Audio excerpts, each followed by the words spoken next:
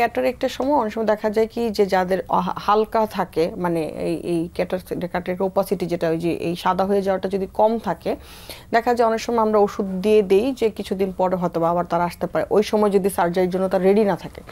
তো এটা দেখা যায় তার লম্বা সময় ধরে এই প্র্যাকটিসটাই করে যাচ্ছেন, ওই ভিটামিনটাই নিচ্ছেন অথবা ওই ড্রপ ইউজ করছেন এবং পরবর্তীতে আসলে দেখা যাচ্ছে আরও বেশি বেড়ে যায়। তো ও তখন আসলে এই জায়গাতে আসলে কি সাজেশন থাকবে যেটাকে আসলে করা উচিত কিনা, বা আসলে কতদিন পরে আবার ডক্টরের কাছে এসে আবার দেখানোর দরকার ছিল?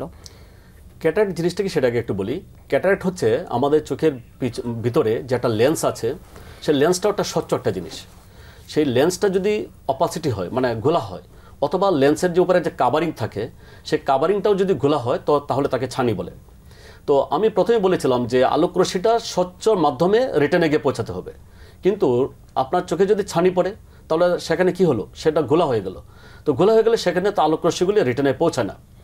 তো যদি প্রাথমিক লেভেলে আপনি যে প্রশ্নটা করেছেন, যে প্রাথমিক লেভেলে যদি আমাদের কাছে আসে যে অল্প অল্প ছানি, তখন আমাদের আসলে ঔষধ দিয়ে বা মেডিকেশন দিয়ে এটা কাজ হয় না। ফরাদ স্যার যেরকম বলছিলেন যে চোখের ছানির একমাত্র চিকিৎসা হচ্ছে অপারেশন করা। আমি আবারও বলছি দর্শক শ্রোতাদের জন্য, চোখের ছানির একমাত্র চিকিৎসা হচ্ছে অপারেশন করা। কিন্তু যদি প্রাথমিক লেভেলে থাকে, যে মনে করেন আপনার অল্প পরিমাণে তার অপাসিটি ডেভেলপ করেছে, তখন আমরা সাধারণত অপারেশন করি না। তাহলে তাকে আমরা চশমা দিয়ে সাধারণত আমরা চেষ্টা করি যে সেই জিনিসটাকে কাভারিং দিতে। যদি চশমা দিয়েও তিনি যদি ভালো না দেখেন, তাহলে একমাত্র পরামর্শ হচ্ছে চোখের ছানির অপারেশন করা। আপনার মাধ্যমে দর্শক শ্রোতাকে জানাতে চাই যে পৃথিবীতে এখন পর্যন্ত ছানিজনিত কারণে পার্মানেন্ট অন্ধত্বের রেট অনেক বেশি। সো যদি কারো ছানি থাকে, ছানির অপারেশন যদি সঠিক সময় না করে, তাহলে তার চোখে প্রেশার বেড়ে যেতে পারে, তার ফেকোলাইটিক গ্লুকোমা নামে একটা শব্দ আছে, সে গ্লুকোমা হতে পারে।